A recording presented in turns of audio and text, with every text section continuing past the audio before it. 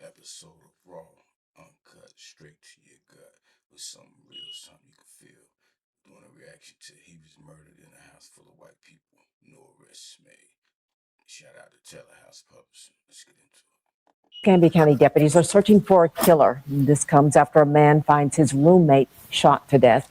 Channel 3's Daniela Polinar joins us live from Marie Avenue. She has details on this latest violence and looks into how many shootings we've seen in Escambia County so far this year.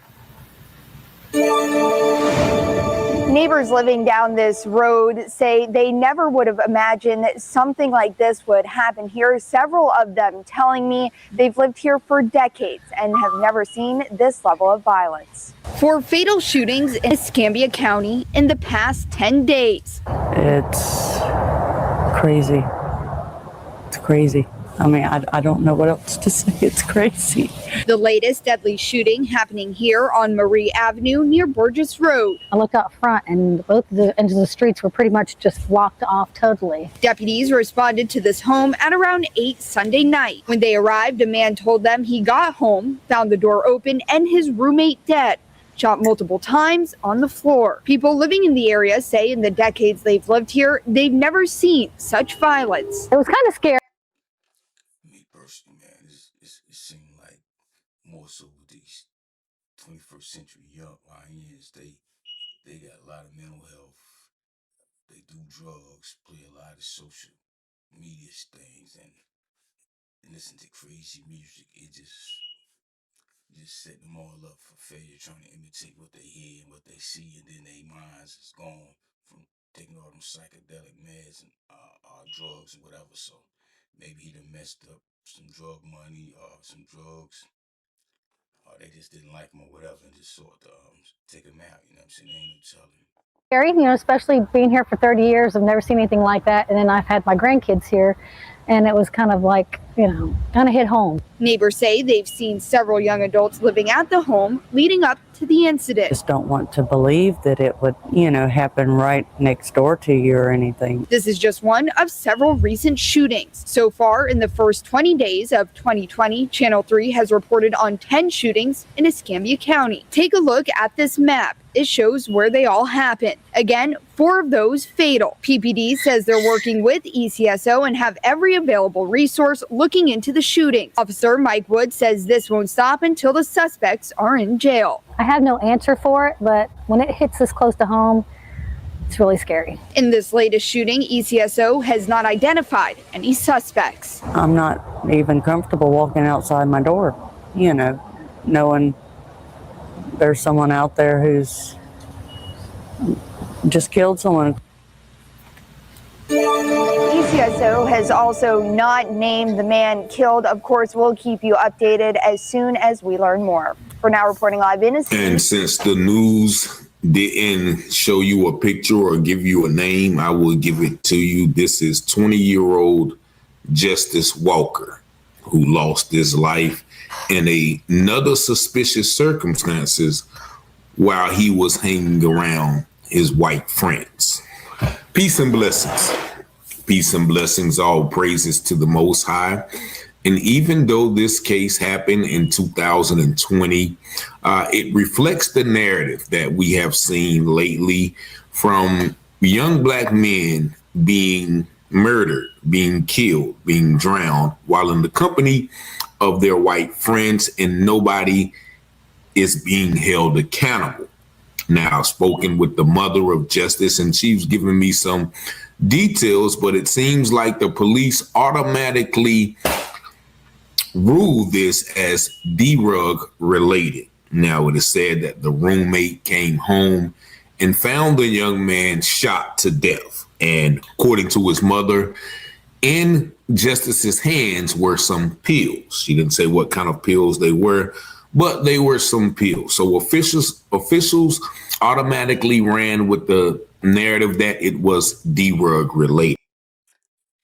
It's obvious to when you twist somebody, if you're trying to escape being caught or whatever, to normally pour drugs on people, and what I'm saying, say it's drug related, but putting it in his hand, fist like that, it's a setup. You know what I'm saying? Or he he was making a deal, and whoever he was getting ready to deliver it, sell it to, twisted him or whatever. But either way, it was a setup. It looked like that.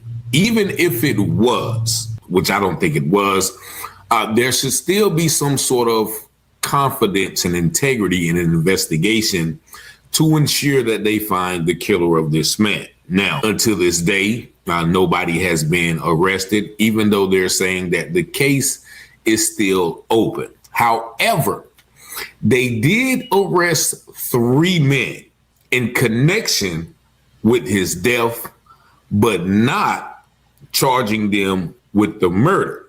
Just listen to this article, then I give you more details. I'm here in the Ferry Pass neighborhood of Escambia County, where deputies say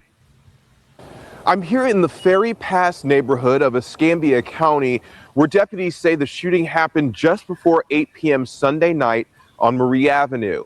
And I spoke with neighbors who say that they can't believe that something so violent happened on a street that's generally really quiet. I was quite taken back, and it was just I didn't know what to think. It never happened in this area before. So. Terry Howard has lived on Marie Avenue for 20 years and says he was shocked to see his seemingly safe street turn into a crime scene. Police cars, cruisers pulled up with their lights blaring, and they blocked off the street, and we didn't know exactly what was happening. Investigators say a man was shot multiple times inside a home on the street. His roommate was the one who found him. Howard says people were always coming in and out of the house. They were selling drugs. That's what we expected.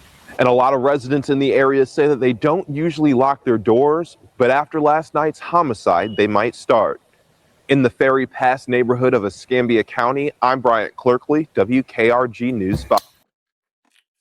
Now, if those people was watching this house like that, those that lived around neighborhood community watch and seen that there's mad traffic coming in and out, and they assumed that it was drug dealing going on, you know damn well they would have sent the police at them way before this happened. I mean, there's too many people just watching and seeing things and don't report it. Yeah, that's not happening.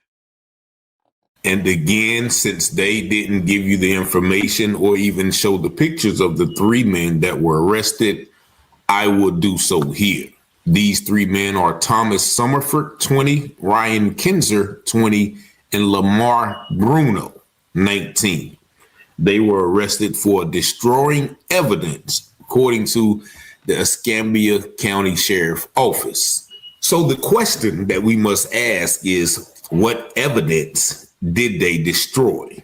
And according to the mother, the authorities were not forthcoming or outright with what they destroyed. But also the question must be asked, the most important question is, why are they destroying evidence? What would be their reason for destroying evidence if they are not trying to cover up a crime? And once again, he stayed there with a bunch of white kids, white friends, and it was a white roommate who found him. And I would be hard pressed to believe that if the situation was reversed, if there was this white kid and he got found in his house full of black roommates, there's no doubt that everybody would have been interrogated, charged, booked, questioned, investigated, all of that. But according to the mother, none of this really happened with those roommates. And it's alleged, or, it's reported that even those charges, if I'm not mistaken, were dropped, or they never got, really prosecuted or punished for destroying that evidence. And so because of the lackluster investigation and the rush to judgment saying, okay, well, this is a D-Rug situation, nothing to see here, he deserved it, just like the neighbor said, well, yeah, they were selling D-Rugs. That doesn't mean anybody deserved to die. Now, I don't know if he was involved or just his roommates were involved. But like I told the mother, anybody who's coming to harm somebody and they are in the mindset of robbing, killing, shooting, they're not going to leave some D-rugs in the person's hand. They are going to take those. So it is my perception, it is my belief that probably, the smart, nerdy white guys, they said, okay, well, we can do them and then just leave some pills in there. So, they would brush this off as, a robbery. Like the investigation and the information about this case is so vague. This roommate came in and opened the door and found them. I don't believe that for 1 second. Where was the roommate at? Who was there? Who was the last to see him? Who was the last? None of that information has been released. It's just, oh, well, this is what happened. And, Honestly, we know the history of Florida, you know what I'm saying, with the racism and all that. And if it was a black cat with drugs and they accused of selling drugs or whatever, they're going to brush that under the rug. But yeah, for sure, if it had been a white guy, yeah, they would have arrested everybody, all the black guys anyway, and questioned them, pinched them and stuff to find out. But yeah, they don't really care too much, man, with a black guy getting killed. Y'all let me know in the comments what y'all think. Like and subscribe to the next one. Peace.